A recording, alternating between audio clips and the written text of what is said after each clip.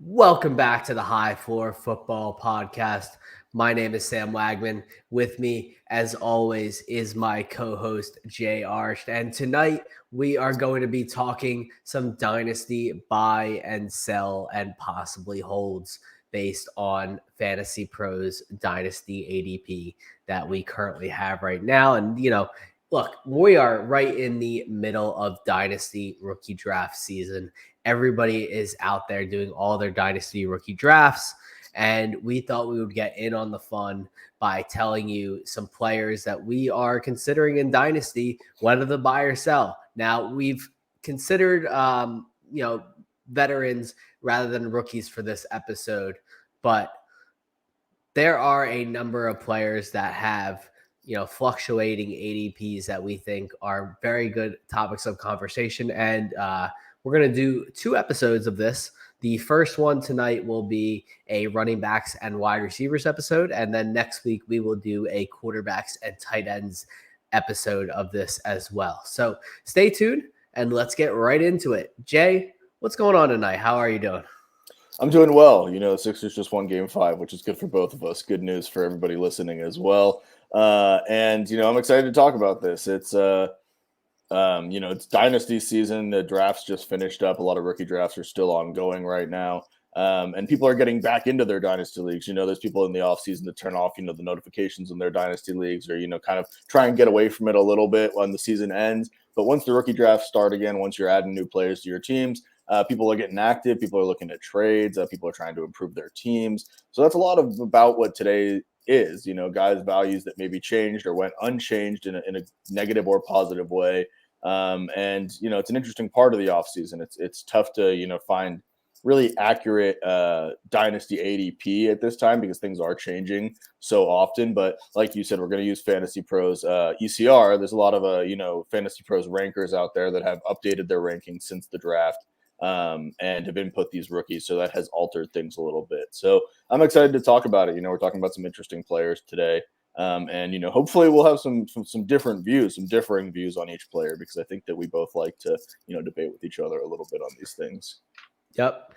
Before we get into anything, I want to shout out our sponsor, Underdog Fantasy. And of course, Underdog Fantasy is the absolute best place to go if you are looking to get a head start on your 2023 drafting and on your league mates as well by drafting best ball teams. Now, not only does Underdog have best ball, they have the largest best ball tournament in history, Best Ball Mania IV.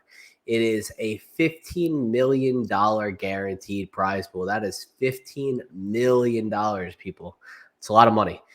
$3 million for first place. And it's not just about the playoffs either. There's a regular season component to this year as well, where 33% of the prize pool is allocated for the regular season. That's a lot of money. So you can have different strategies, different everything, and there's tons of ways to win. But it starts with you inputting our code HFF on your first deposit into the app. And when you input that code HFF into Underdog Fantasy on our first deposit, and you can click the link in the description of this video to help us out as well, you will receive a 100% match up to $100 on your first deposit only. Again, if you use code HFF, that is a 100% match on your first deposit into Underdog Fantasy. So great way to get a start on your league mates and great way to find out where your favorite players are going in ADP for the 2023 fantasy football season.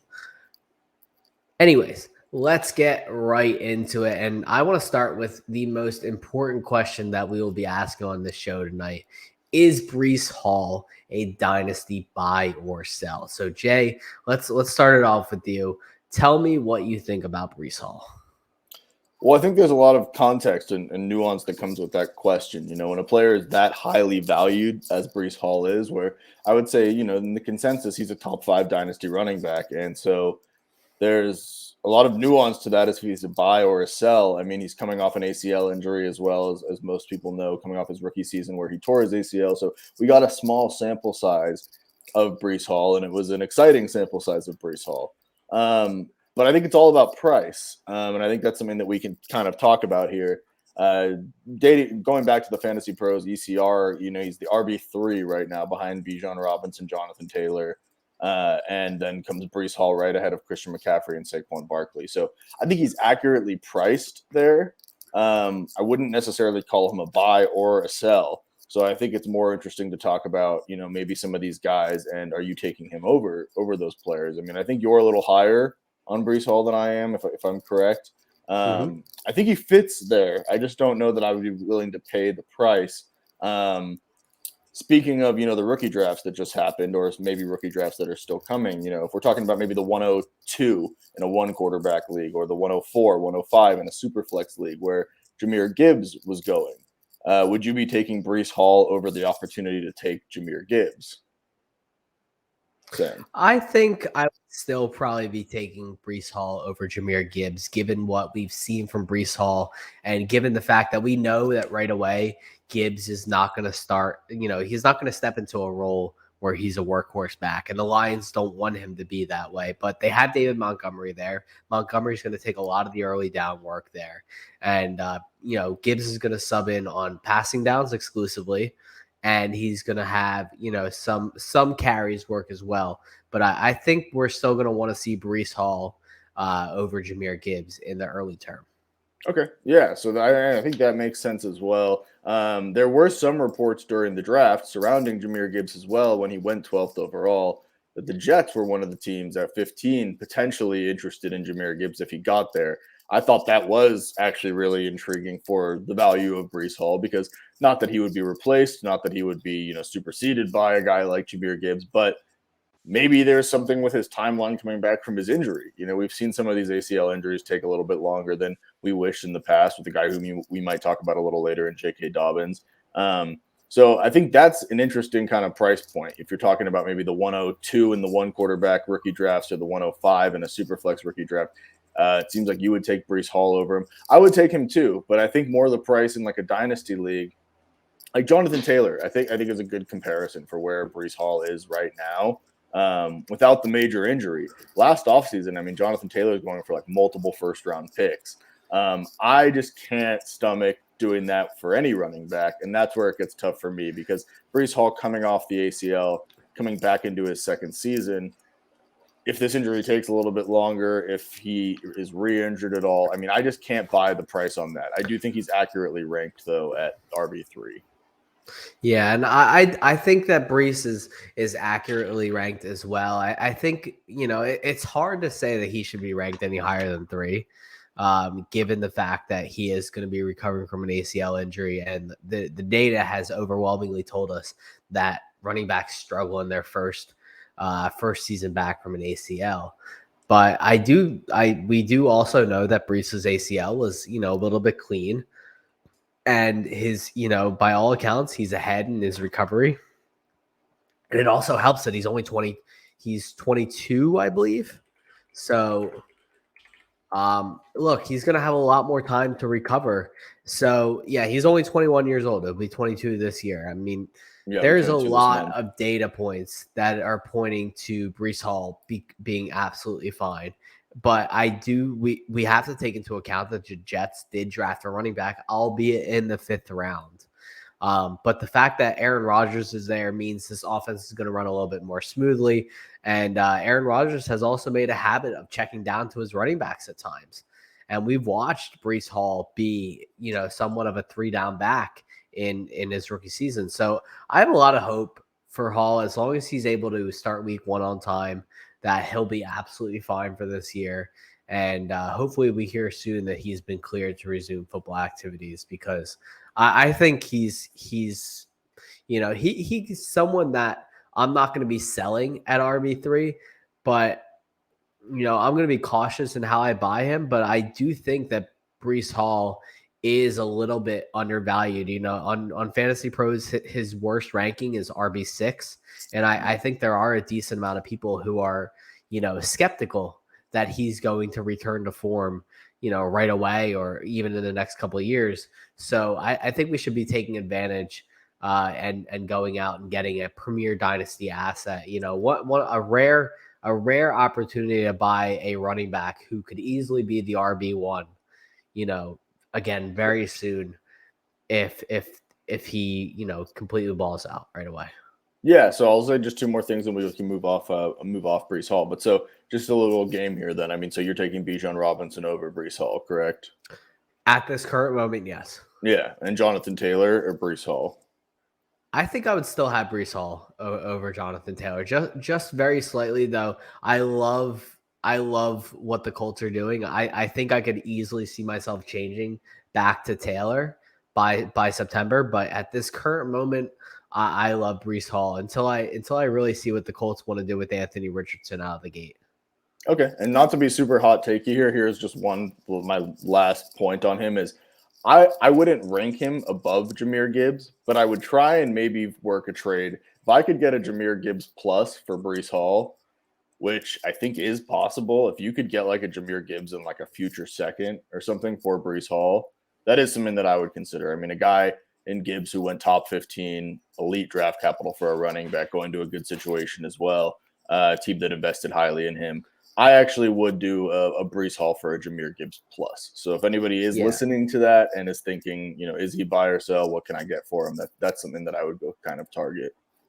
Yes, and I could absolutely understand anyone going for that. I mean, once you factor in Gibbs's draft capital, you have to start comparing him to guys like Christian McCaffrey, who were near sub 200.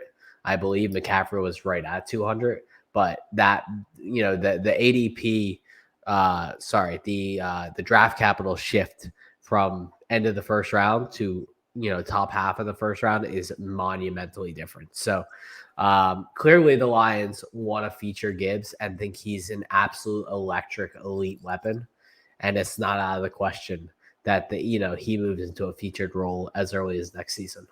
Sure. All right. And let's move down to a guy who, came off the ACL this past year, who's the next guy in kind of the ECR rankings for us of the running backs we were going to talk about. That's J.K. Dobbins, the Baltimore Ravens running back here. ECRs are a running back 16 on Fantasy Pros. The best he has is 14 and the lowest 25. So a little bit of a range there. He's not getting too high by anybody's standards, but that is somebody to buy for me. So I'll get to that. What do you think? Just give me your opening point on J.K. Dobbins. I tend to believe that Dobbins is more of a buy than anything. I know people have somewhat of an opinion on him after he, arguably looked really slow last year. Like he looked like he was like Eddie Lacy level slow while rumbling his way to like 100 yards a game over that, latter portion of the season. Like, can we both agree on that? He looked really slow at times. Now, I think we have to ask, I think we have to really find out, was that because he was so close to the ACL recovery, or is there some lingering leg issues resulting from this ACL with him, because he looked unimaginably slow at times, but he was still rumbling and getting free. The talent is there. It's just, some of that leg strength might have been sapped. So I think we have to consider that. But I do think Dobbins is a buy. And there are some guys that I would, in this range, that I would probably take him over. Like I would take him over a Najee Harris, maybe possibly a Javonte Williams right now, which absolutely pains me. But I'm so worried about his injury status. Mm-hmm. And there are other guys in that range that I would be very comfortable getting Dobbins over. But Dobbins is expensive in a lot of dynasty owners' eyes. Yeah, I agree with that. And as somebody who's been a fan of J.K. Dobbins for a long time, I mean, if I have J.K. Dobbins on my team, he might be a little more expensive than the consensus. But sitting there at RB16, like you said, I mean, I think Najee Harris is a good comparison too. I would also prefer Dobbins. I would prefer him over Nick Chubb, Javonte Williams. Also talking about just what Baltimore did. I mean, Baltimore is kind of the butt of the joke for people that are scared of the draft with running backs. Every year you can be like, well, Baltimore might take a running back, because of that style they used to play. And that made sense. But these past couple of years, we've seen them taking pass catchers. I mean, it was Rashad Bateman 2 years back. Now it was Zay Flowers. Now they've invested in Odell Beckham. The change in offensive coordinator from Greg Roman to Todd Monken should turn into a more pass-happy offense. They're not going to be the pass-happiest. I don't think they're going to do a full 180 here. but I also don't think they're going to be anywhere near as run heavy as they were in the past. And for J.K. Dobbins, enthusiasts like myself, I think that's a real positive because you've seen so many things over J.K. Dobbins' short NFL career that he can't catch passes. And that is such a misconception. He actually was a pretty good receiver in college by any standard at Ohio State. And he just came into a situation with a rushing quarterback like Lamar Jackson who doesn't pass as much to the running backs, and then a system that also isn't pass happy enough to really get him too big of a target share. So I'm really excited for him this year. At RB16, it feels low. I understand why he's there 100%. I understand coming off the injury, what we've seen from him. But yeah, I'm taking him above Nick Chubb, Javonte Williams, Najee Harris. I think he's, above those guys. That puts him more like the RB12, RB13 in Dynasty. And he's a guy who's just super efficient. I mean, over his career, he's averaged 5.9 yards per carry, which is very efficient. That's a guy that when he gets his touches, he makes the most of them. So I'm hoping in this year with Ravens didn't pick a running back, the change in offensive philosophy, that J.K. Dobbins can really break out. And I agree with you, he's expensive, but he's 24 years old. He'll be 25 by the end of the season. So not necessarily a death sentence in terms of the age. And if you can get him, I mean, I think for like some of these late firsts, like look at how like interesting the late first and rookie drafts turned out. If you're picking from like that 110 to 112 early second, I mean, you're taking shots on guys like Kendre Miller, maybe Devon Achane, Dalton Kincaid, players like that who, plenty of opportunity to hit. But I would feel comfortable moving one of those late picks for a J.K. Dobbins. And I don't think that's too out of the question, where before the draft, that was a little bit tougher. I think people were a little more, holding those picks closer to the vest, whereas now you might be able to try and work something out with some rookie picks or maybe some future picks for J.K. Dobbins. Yeah, and we've heard the saying a rising tide lifts all boats, and I think that's exactly what this this Todd Monken style of offense is going to do for every single member of this offense, and not just the pass catchers. We've been saying since J.K. Dobbins' rookie year that he is a very underrated weapon in the passing game, and I do think that Monken will try and get him involved. We saw him do that in Georgia for plenty of times, getting the running backs involved in the passing game there. And I do think having a rushing quarterback, like we saw it with Jalen Hurts and Miles Sanders and the rest of the Eagles running backs last year, and we expect to see it with Anthony Richardson and Jonathan Taylor. Running quarterbacks help their running backs be much more efficient, and I do think J.K. Dobbins' already historical efficiency should, stay the same, if not take a jump in 2023. Yeah, cool. So we agree there. Yep, absolutely. On to our next running back, and it is going to be James Conner, who is all the way down the board now at RB36. Now, we have to take into account his age. He is 28 going on 29. But the Arizona Cardinals didn't add a single running back at all in the draft. They didn't really add anyone in free agency. They added a couple of undrafted free agents. But look, let's look at it this way. You have a contending dynasty team, or you're a team that's maybe a year away, and you're kind of weak at running back, but let's face it. You can probably get James Conner for a second round pick. You might even be able to get him for a couple thirds at this point, because the notion on James Conner is that he's old and injury prone at this point, but he's 2 years removed from 15 rushing touchdowns. He still had 7 last year. He's not as efficient as he once was, but he gets volume. So where do you stand on a guy like James Conner? This might be where we start to differ in a sense, but again, all these things to me are, contextual. There's nuance to all of it. And like you said, James Conner for a win now team, a team that's chasing a championship, he might have some value there. At the same time, I think that there's a chance that you can maybe find similar to James Conner production with a potentially younger player that might not be, valued as highly, like a guy who's ranked right in front of him. I mean, I'm not a fan of this player, but Brian Robinson, I really think that they could have similar value in this season based on what Washington didn't add to their running back room as well. And, he's how old is he? I mean, he's like 4 years younger than James Conner. As James Conner just turned 28 in May. So I agree with you that, on a win now team, he might not be a terrible buy if you can get him for a small price, but I'm in favor of moving off these guys before they hit that cliff. Just even if you're a win now team, I mean, it's like I had a team last year that I won with Dalvin Cook, and Dalvin Cook I think is a tier above James Conner as a player.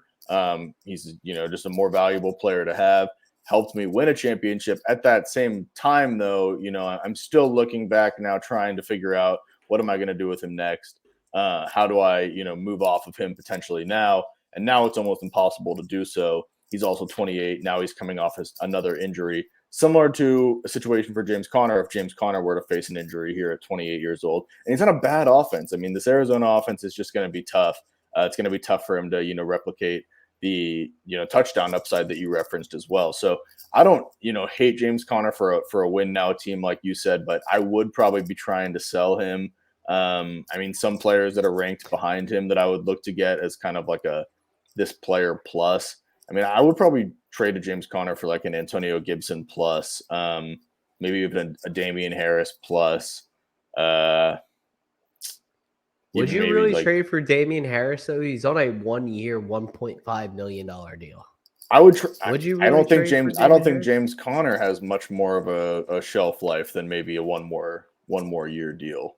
I don't know what his actual contract is off the top of my head, but I mean, I'm sure there's an out on it if the Cardinals are smart for a 28-year-old James Conner. So I don't know. I think we've established the Cardinals are not a smart organization. Well, that's fair, but like I don't know. I mean, if I could.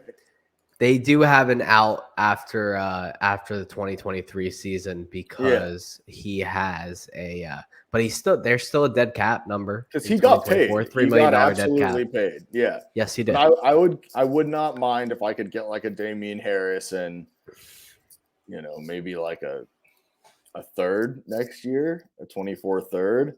If it was a team that I think, might be higher in that third round too, or Antonio Gibson. I mean, Antonio Gibson's somebody who I'm pretty high on going into the 23 season. And I think people are still a little, gun shy about him. So I don't hate James Conner, but I think that I would be trying to sell him is my answer on this. I'm not necessarily trying to buy James Conner. I just think the value is there. I think he's being ranked lower, at least in this ECR, by, below people that probably shouldn't be ahead of him and maybe just are because of their youth. We've seen more and more guys kind of pass that cliff and kind of keep on going, kind of by Dalvin Cook recently turned 27. Obviously Derrick Henry is the poster child for being post 27 and not really losing a step. Aaron Jones is fast approaching there. Alvin Kamara is right there. We'll see what happens after his, legal issues are resolved. There are plenty of guys who are in this age. Nick Chubb is 27 and will be 28 this year. Those guys, in my opinion, though, are in a different tier of talent than a guy like James Conner is. And maybe we differ on that. I think that the Alvin Kamara's, Dalvin Cook's, Aaron Jones, Derrick Henry, I mean, those guys were elite talents at some point.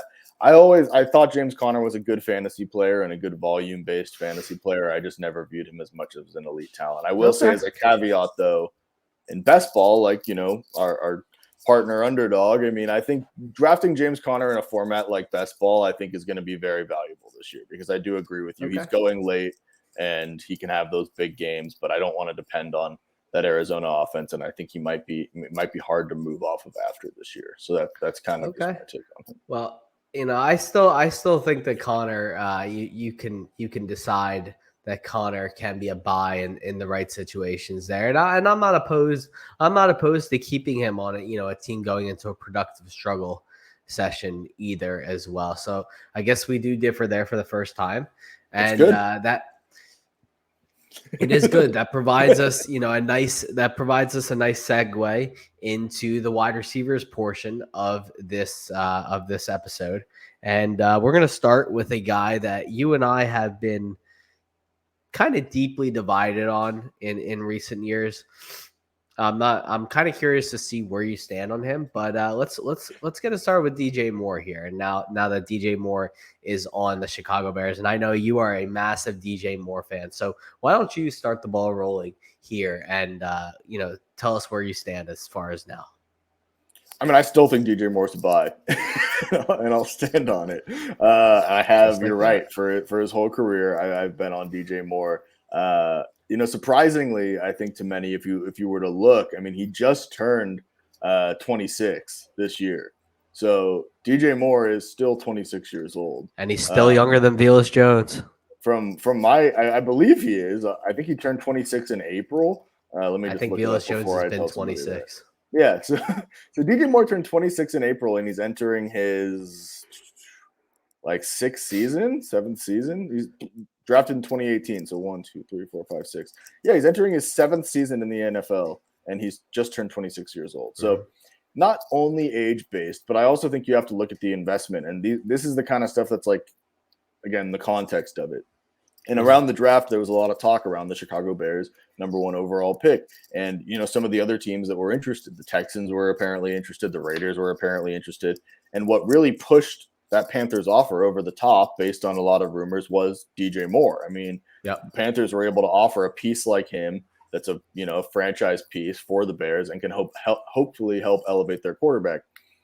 My take on this, too, is, I guess I'm a little higher on Justin Fields as an actual passer than I think the consensus is. I think that Justin Fields gets a little bit of a bad rep because he had to do everything. He had to make plays with his legs. He had no help. And I think, as Eagles fans, we can look back and see that, too. I mean, Jalen Hurts faced a lot of those same critiques coming into last year before he gets A.J. Brown. Josh Allen faced a lot of that before he got his Stephon Diggs. Kyler Murray before he got DeAndre Hopkins. I mean, a lot of these quarterbacks need their guy. And DJ Moore gets paid well. He's very young, and they went after him. I think, they were trying to move off that first-round pick, and Carolina was a buyer. But DJ Moore was a huge part of that deal. Now, I understand DJ Moore has never had the elite-type season, and that's kind of where the knock is on him, is that there are people like me out there that have loved DJ Moore for so long, and he really hasn't produced an elite season. That being said, he's something that what you're going to get. I mean, for 3 straight seasons after his rookie year, from 2019 to 21, he had 1,100 yards all 3 seasons. He had over 115 targets. 135, 118, 163 targets in 2021. He's someone where you know what you're going to get.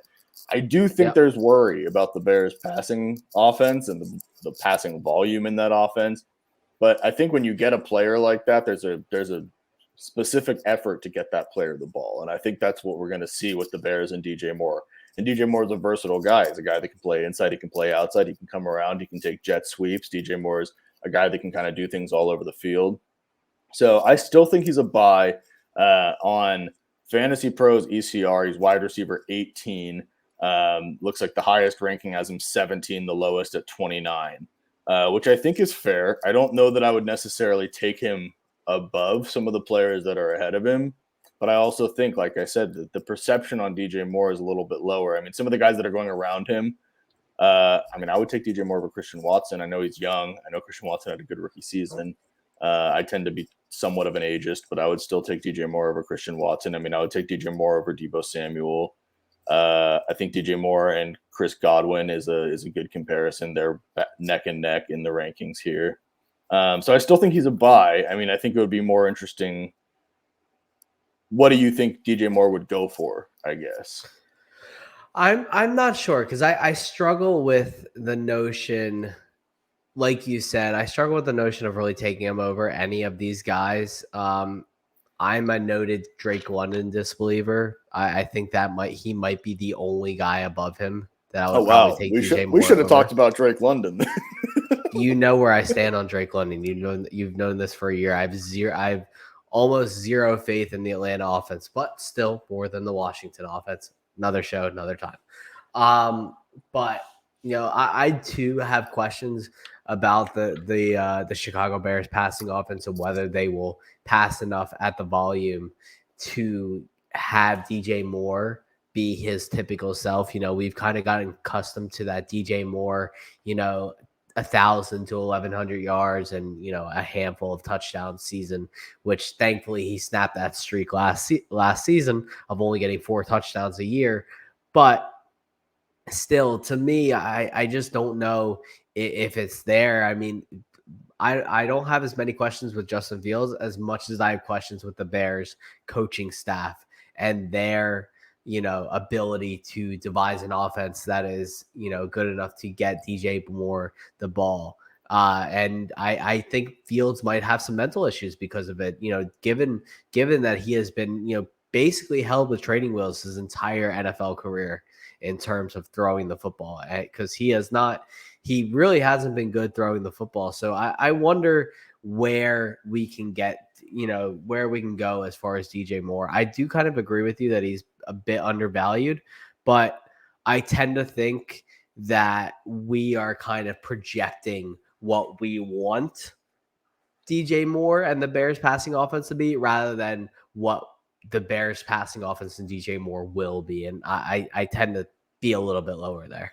Yeah. And I don't disagree with that take at all. The counterpoint to it obviously would be that, the struggles that he had in Carolina with the quarterback. I mean, they really never had somebody pass him the ball. He still was able to produce those 1,100-yard seasons, that consistency. I'll quote our friend Dave Kluge here on something that he tweeted out a couple, looks like last week. So, and again, I don't think that DJ Moore is Stephon Diggs, is AJ Brown. I think those two players might be better talents, but we could also be looking at that with rose-colored glasses, seeing them go to these situations where they've had success.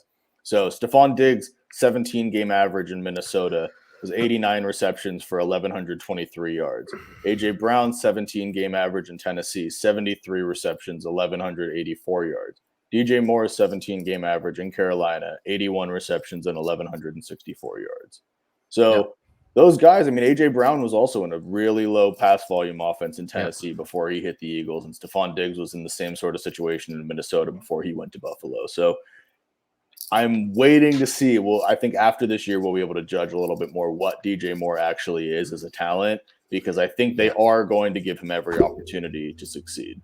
So I hope they do. I do like DJ Moore, the talent. My worry is more that organization will not allow him to reach his full potential. I do think that he in the perfect offense is a 13 to 1,400 yard a year kind of guy who could catch 95 to 100 plus balls. And I think you agree with me there. I've always loved the talent. I was a huge fan. He was my number 1 receiver in that draft class ahead of Calvin Ridley. Like I was a huge DJ Moore fan.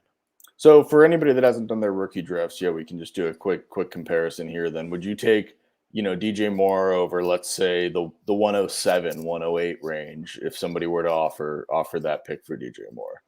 Given the fact that we know that's pretty locked into being Zay Flowers or Jordan Addison, yes. Yeah, we know where these guys are. So, yes. I agree. I would also take DJ Moore there. I mean, it becomes one of those things where it's like the Family Guy gif, the mystery box. Do you want the 1,100-yard receiver, or do you want the mystery box that could be the 1,100-yard receiver? It could even be an 1,100-yard receiver. Exactly. Like, I mean, I have a tough time with maybe a Jordan Addison straight up, but when you're talking about Zay Flowers, Quentin Johnston, the second half of that first round, if you're able to, before these rookie drafts have started, be able to trade one of those mid to late round firsts for a guy like DJ Moore, I think that's a smash. So I agree. There's the value on him.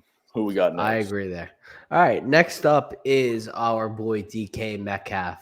And I suppose I can start this one off since I'm the noted DK fan in this duo. DK is currently going off as the wide receiver 14 per ECR ADP.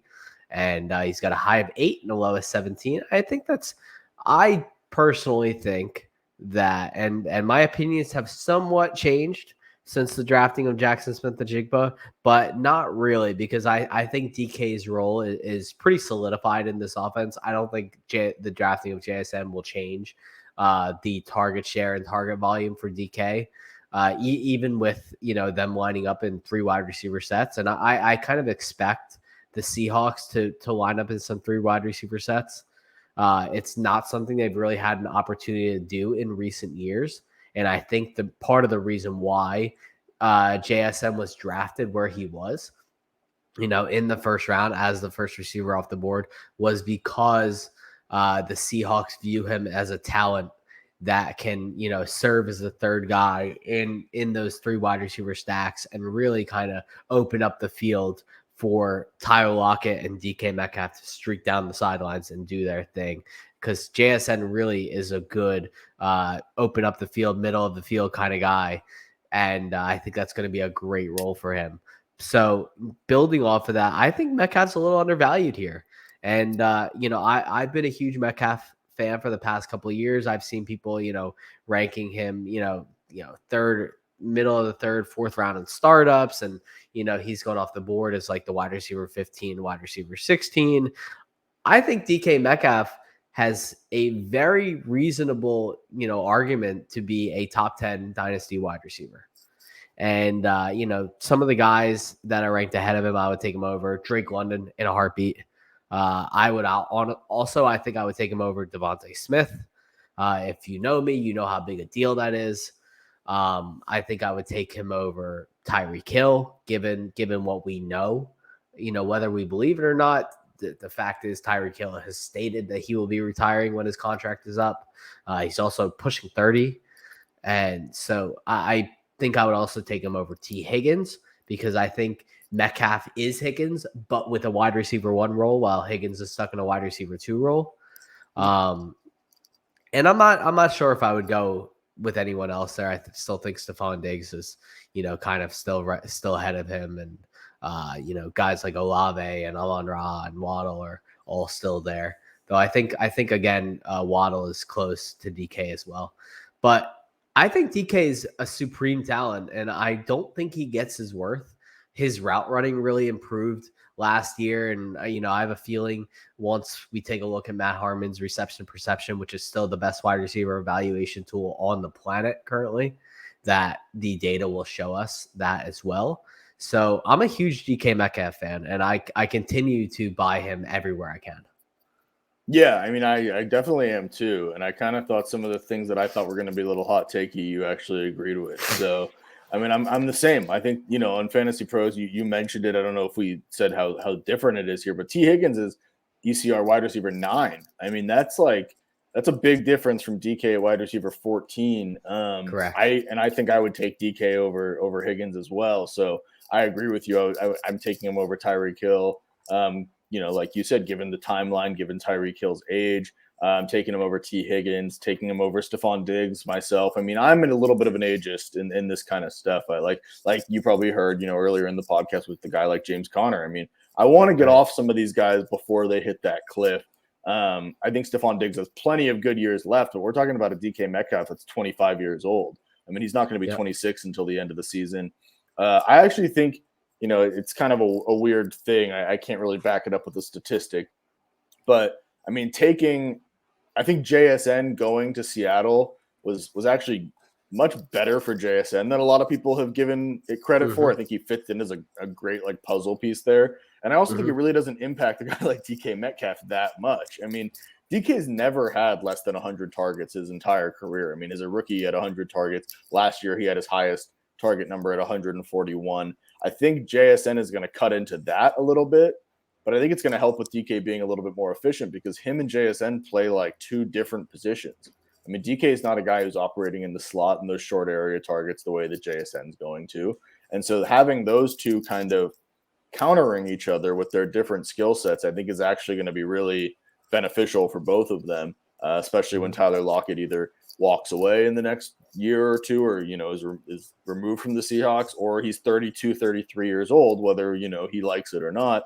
That's how it's going to turn out. So I think this is going to really turn into a duo of DK Metcalf at a prime age at like 26, 27, and JSN, coming in as, the 21 to 23 range of his career, and those two really being able to play off of each other. So I agree. I think DK is a buy. I also agree that I think that DK, I almost think that the trends of Dynasty, DK was so high. Everyone was so high on him. And then they've just been kind of knocking him down like year by year. It's like, okay, well, DK went from being, I actually, was just on Twitter looking up something about DK. I saw JJ Zachariason tweet from 2020 saying DK Metcalf is the dynasty wide receiver 1. I mean, that's how high people had him at times. And I had him there too. Sure, and it was perfect, and it was perfectly fair to have him there. And now we're talking about him as wide receiver 14, and he really hasn't done anything wrong, So it becomes one of those things where if you can find somebody who maybe is worried about JSN going there, or is worried about DK Metcalf in any sort of way, because he really hasn't had that elite season since 2020. I mean, he had a down season in 2021, 2022, on and off. I mean, he had 90 catches, which was a career high, his most targets of his career, but he only, broke 1,000 yards. He had 6 touchdowns, which is about half of what he had, in the 2 years prior. So I think he's a definite buy. And I think there are people out there actually that are down on him and would give up, DK Metcalf, for, some of these other players we're talking about. I mean, if you could do I would imagine there are people out there that would probably give up DK Metcalf for Christian Watson plus, just based on the way people are kind of viewing this kind of stuff. And that's something that I would smash in a second. I mean, I just think he's a complete alpha receiver. He's a completely different tier of receiver.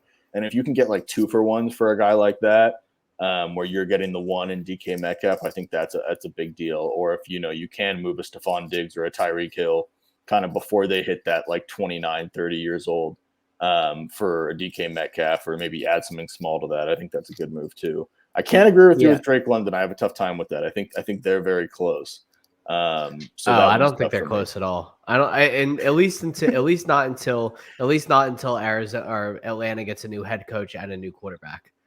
Yeah, it's all fair. It's totally fair. I'm a huge believer in the Drake London talent, so it's just something that'll be tough for me. But I think DK Metcalf's a total buy. I think he's closer. So the Fantasy Pros range has him wide receiver 8 as the highest, wide receiver 17 as the lowest. I think he's closer to 8 than he is 17. So yeah.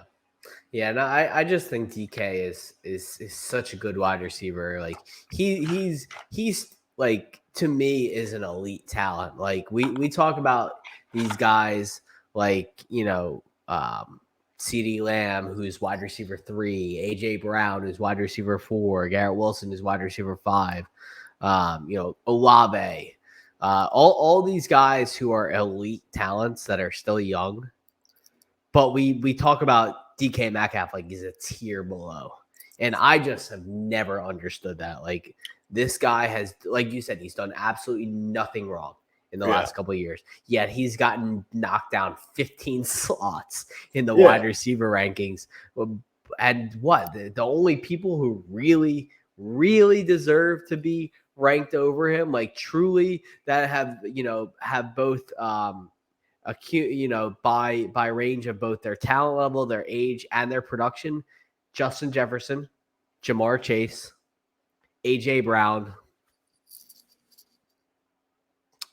It's really it, right? I mean, what else has anybody else done on that list besides being young, have the draft capital, and they have the perceived talent? This is not knocking the youngsters. It's just saying, why does DK Metcalf not deserve to be up there with them still? No, I agree. I think like I was saying too, closer to that wide receiver 8 range, the guys you just named. It's Jefferson, Chase, Lamb, Brown, Garrett Wilson, Waddle, Amon-Ra, and then Olave, DK Metcalf is where it starts, to get really interesting for me. Yeah, and I think he and Devontae Smith would be, back to back for me, and that's because I have Devontae Smith ranked, 3 or 4 spots higher than everybody else I've ever met in my life. So because I'm just a psychopath. But, that is what it is. So what looks like we're both in on Metcalf there, me as a little bit higher of a notion. We're going to come to our last guy of the night here. And this was an interesting one because, I used to be a fan of this player. And then I kind of cooled off. And then I came into this show thinking one thing. And then I saw his ADP and his ECR. And now I'm kind of considering changing. So let's talk about Calvin Ridley. And, why don't you start us off for this one and, tell us where you stand. Yeah, I mean, I also was I already thought I knew where I was coming in on this. And then I agree. I saw his ECR and kind of where other people are ranking him. And I felt much better and better about that he's a buy. And it all becomes price with him. There were so many people that I will have to admit, the one thing I was wrong on was when he did get suspended for the year. I was a little skeptical on how this is going to go the rest of his career. You don't see too many guys miss an entire season and come back and be productive, which we haven't seen him do yet. So there is still that part of it. And let's not forget, he also bailed out of the 2021 season as well after like 6 games, with his mental health issues. And, and after that, this is where all the gambling issues, stemmed from that caused him to miss all of last season. But he bailed out after like 6 games of the 2021 season. So he really hasn't played football in 2 years. Sure. But coupling that with how unique of a situation it is, where it's not, he didn't miss because of injury. He didn't miss because, he wasn't in legal trouble. He was in trouble with the league. He wasn't, doing anything. I mean, betting isn't illegal. It's illegal to do in the NFL for players, but he didn't commit a crime. He didn't. Not the podcast to break that down on, unfortunately. Much as I think there needs to be a podcast that discusses the do's and don'ts of the gambling, intricacies of the NFL's playbook. But anyways. Yeah, that's a whole nother thing. But I mean, it is a unique situation where he comes back where he could potentially be, fresh in a sense, which is what he said, and his players should be an article too. He's had time to come back. He also couldn't have come back to a better situation, in my opinion. And that's what really, put the icing on the cake. It's Trevor Lawrence, who's an ascending quarterback, somebody who I think, we all thought was going to turn into this guy that we're now seeing. Now he has the Jacksonville offense is fun. It's also an offense where I think beneficial to Calvin Ridley is it's not something that's going to be, Calvin Ridley has to come back right away and he has to, carry this offense. He doesn't. They have Christian Kirk. They have Evan Ingram. They have a good running game with Travis Etienne, and they have Trevor Lawrence. This isn't an offense that needs Calvin Ridley. It's an offense that's going to be able to ascend even more with him in the group. So he will be 29 after the season. He's 28 right now. He'll be 29 in December. So the age isn't a huge issue with him. Like, some of the guys we were talking about earlier where I said, I do struggle with the age. Those are guys that are top 10 valued receivers. So that's a little bit different where you can get that sort of player. You can get a premium for them. Calvin Ridley being, 28, 29, we haven't even mentioned his Fantasy Pros ECR is wide receiver 37. So that's pretty deep. You're talking about a wide receiver 3, close to a wide receiver 4 price range there. The highest anybody has him ranked in the ECR is 23. The lowest is 43. That's a big range of players, and he's behind Christian Kirk. That's what really gets me. I don't value Christian Kirk more than Calvin Ridley. I think the second Calvin Ridley comes into Jacksonville, it's Calvin Ridley wide receiver 1 season again. In terms of him on that team, I've been taking him far ahead in best ball drafts, which he does go much, much further ahead. He does. He's a mid 4th round wide receiver.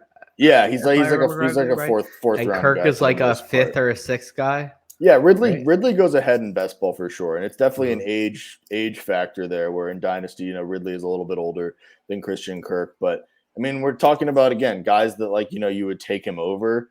I'd rather have Christian Kirk than Marquise Brown, and they're about 10 spots different. Marquise Brown's wide receiver 29. I'd be taking Calvin Ridley over Quentin Johnston right now, just with the, you're potentially waiting a little bit on Quentin Johnston to really hit. We're still skeptical if that's going to happen. I'd rather take the shot on a guy like Calvin Ridley. And I think he really should be closer to like that wide receiver 26, 27, where like Terry McLaurin is. Terry McLaurin and Brandon Ayuk and that sort of range of receivers where it's almost like, the wide receiver 2, 3 fringe. So yeah, I really like him. I think he's definitely a buy and at price, but I worry a little bit that window has shut. You know what I mean? It was, I think everybody's kind of in on Calvin Ridley now, which is tough, but you might be able to still get him if you pay a little bit more. So. Yeah, and I think I've come to a pretty similar conclusion here. I mean, my shortcomings with Ridley, I guess not shortcomings, more my why I hold back a little bit is I don't know that Ridley is, he can say everything he wants, but until we see him play, I'm skeptical though.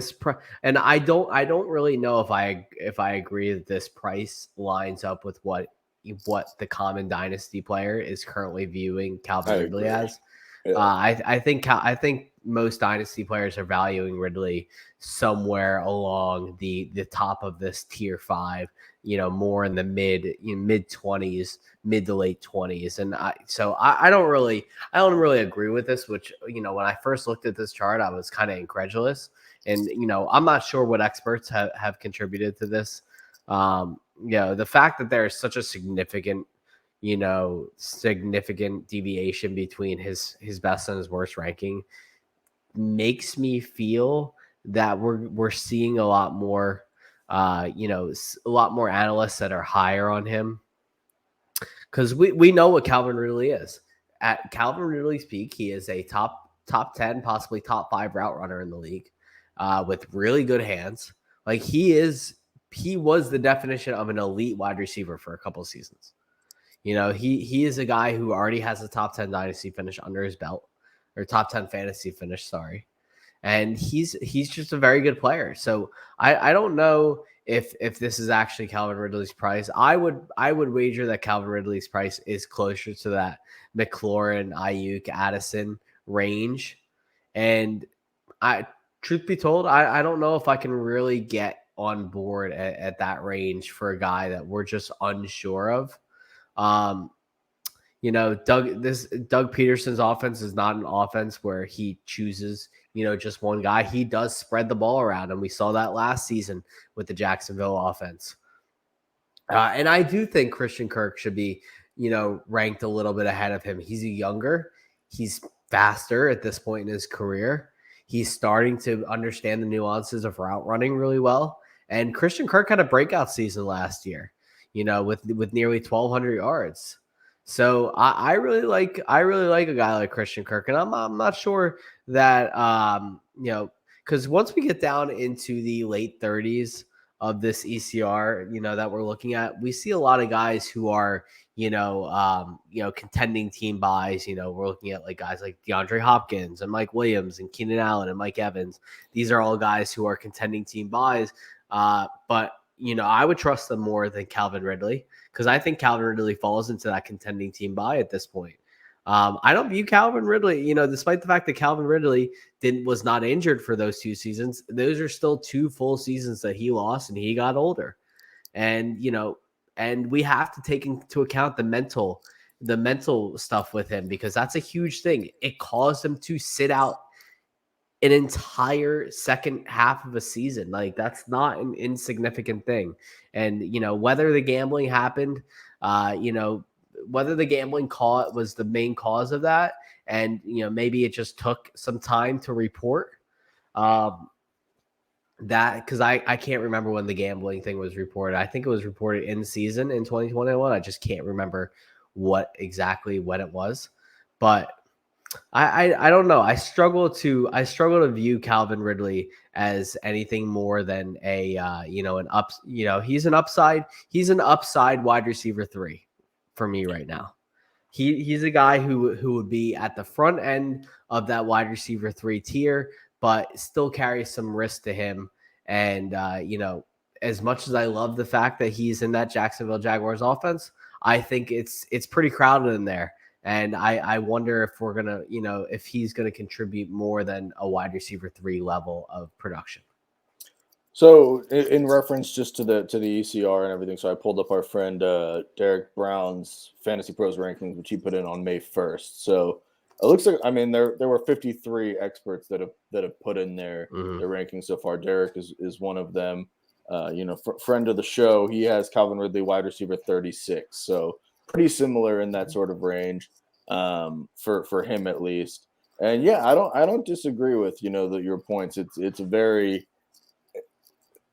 there is reason to be skeptical of what's going to happen there. I don't think the offense is as crowded as it may seem. I think the guys like Zay Jones now and the breakout that he had last year are dead. I don't agree. I think that Zay Jones, in terms of like competing with a guy like Calvin Ridley, is not going to be too close. So let's see what Zay Jones did last year. He had 82 He had about catches for 850, something like that. 823 yards, 5 touchdowns. And I just don't. I mean, Zay Jones was not to like just tear down Zay Jones here, but he really hadn't done anything his entire career until last year.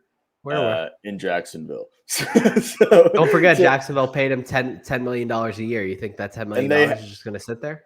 Well, they had to. I mean, that goes back to what happened last offseason. Yeah, Jacksonville wasn't able to get any free agents last offseason, and they ended up I mean, are you going to pay a guy like Zay Jones off his past production? I mean, his most receptions he's ever had in 2018. Tend to believe how the NFL works 5 years ago. Huh? I tend to believe that's how the NFL works with paying people at positions other than quarterback. Yes. There are not bad players that get paid big contracts in the NFL. Of course there are, but Zay Jones was a good prospect who landed in bad position or bad spots and had bad injury luck at times, and he had the mental issues early in his career as well. But he was still a second round pick who had a lot of talent. And Zay Jones is a good football player. I've always stood on that side. I don't think Zay Jones is anywhere near the talent that Calvin Ridley is. I think that the day Calvin Ridley comes in there, Zay Jones takes a pretty big back seat, is what I'm saying.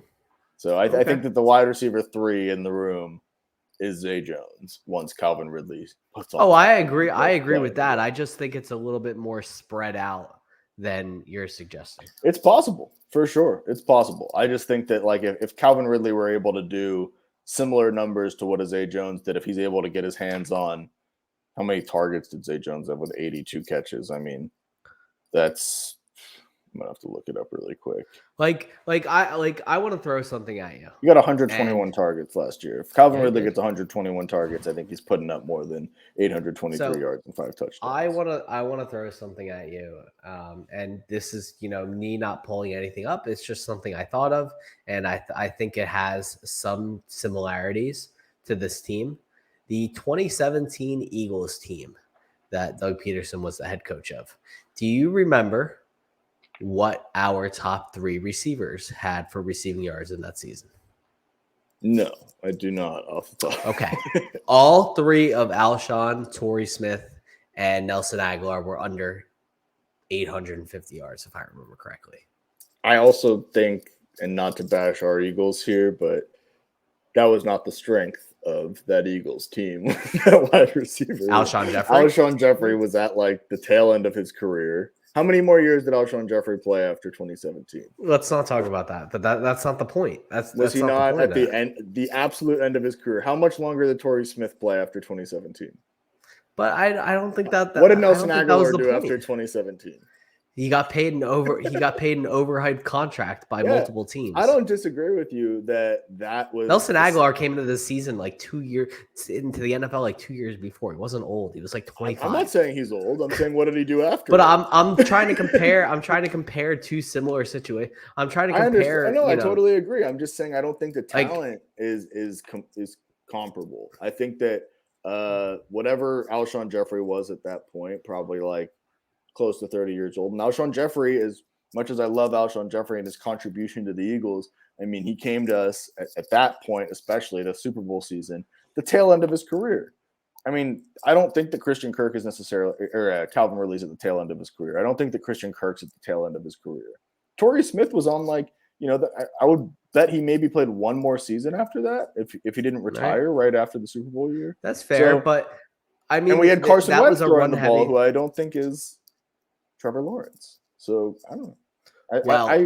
I disagree with that. I think pre-injury Carson Wentz was that I'm forgetting the word, but I think pre-injury Carson Wentz was on the trajectory of what Trevor Lawrence is now considered. And I will not let you disagree with that because he was in so many people's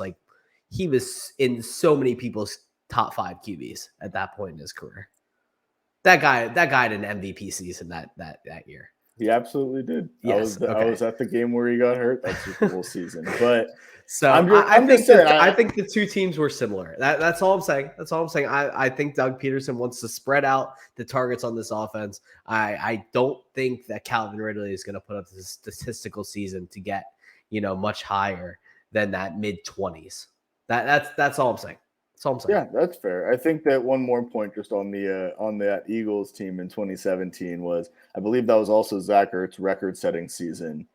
Probably, yeah, about 1,100 yards. Where he had about 1,100 yards. So that also does take a little bit of the statistics away, considering Zach Ertz had a record-setting season in the 2017-2018 season. So he got 156 targets, 116 catches for 1,100 yards. So I don't know. I mean, he spreads out the ball, but Zach Ertz was the target that season. So like, I'm not that surprised that some of those wide receivers didn't have a big year. But I don't hate that comp. I just think there are holes to poke in that based on some of those guys' careers.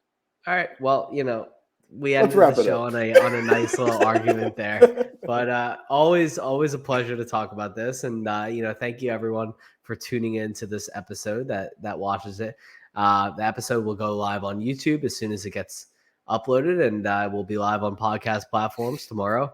And then next week we will be back talking about quarterbacks and tight ends, and I'm sure we'll have another Eagles argument about it as well. But again, thank you for watching this episode of High Floor Football. I am Sam Wagman. He is JR. We are High Floor Football, and we will see you guys next week.